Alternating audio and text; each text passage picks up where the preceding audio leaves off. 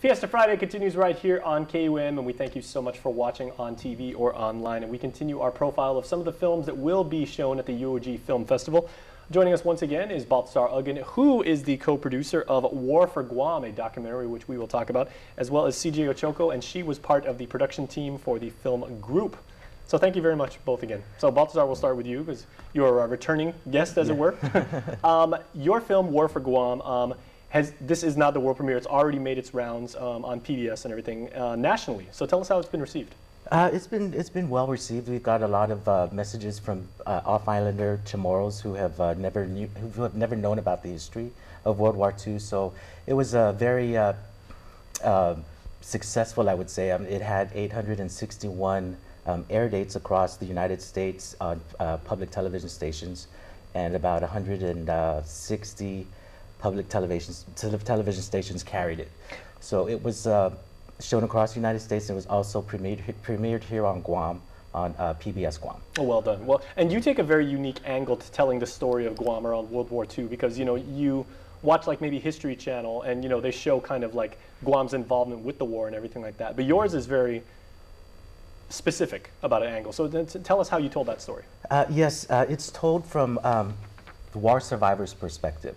So we have 6 war survivors who share their experiences on film, as well as Pacific academic scholars who comment also.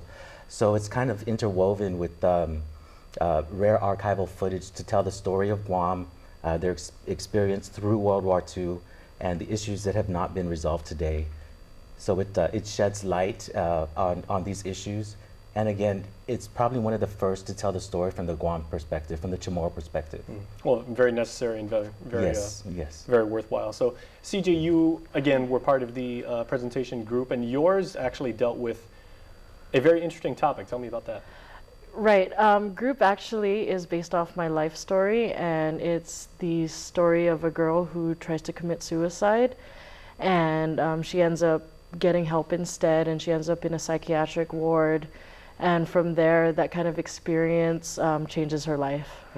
Did you feel, since it is somewhat autobiographical, did you feel like a sense of like release when you did this, or almost like a catharsis when you were kind of like putting it into it? And how was it to actually like, kind of like confront those demons, if that's even the right way to phrase it? Yeah, absolutely. I did feel a sense of catharsis. I'm a huge believer in the healing power of the arts for many different illnesses, especially like mental illnesses. I really believe that the arts can help you deal with those demons, and for me, making this movie really did help, because what I really want to do is help other people going through the same things that I struggled with when I was younger, and so making this movie was this great stepping stone into doing that.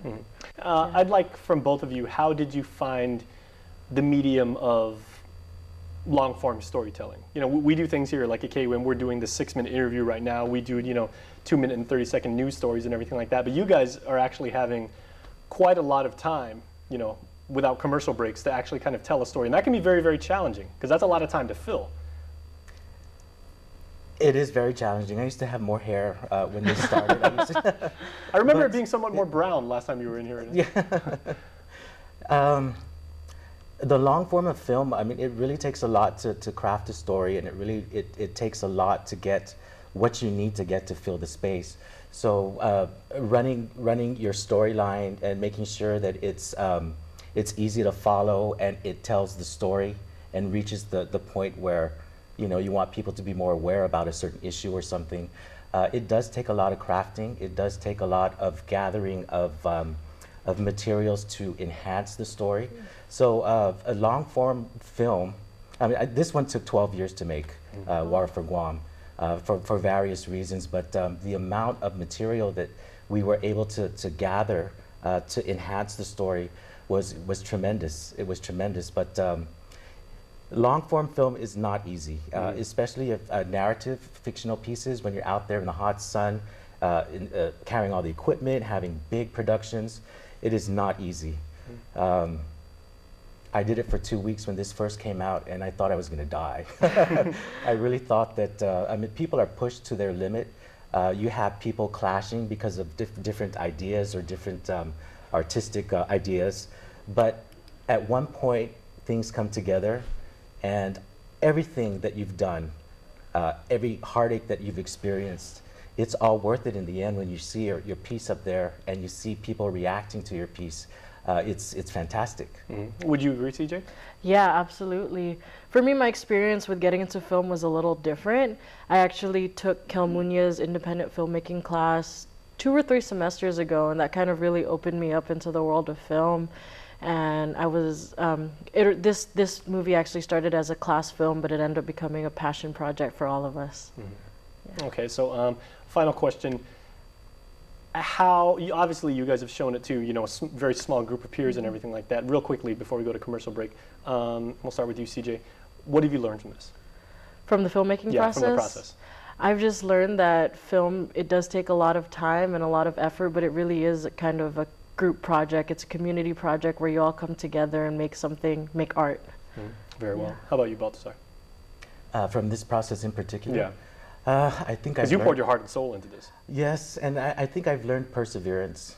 You know, I mean, there were just many times where I just wanted to say, screw this. I don't want to, you know, I have all these other things that I need to take care of, you know, in my daily life. But I think perseverance was probably the one thing that, and dedication maybe, that I've learned from this experience. All right. Well, thank you both. Like your art, your bravery, your creative vision, everything like that is very much appreciated, and we can't wait to see you guys at the film festival. Thank you. And we can't wait to see you either, so make sure to go check that out on our Facebook page and our YouTube channel. We'll put the air dates and times, so make sure you get a good seat. And we are back after this.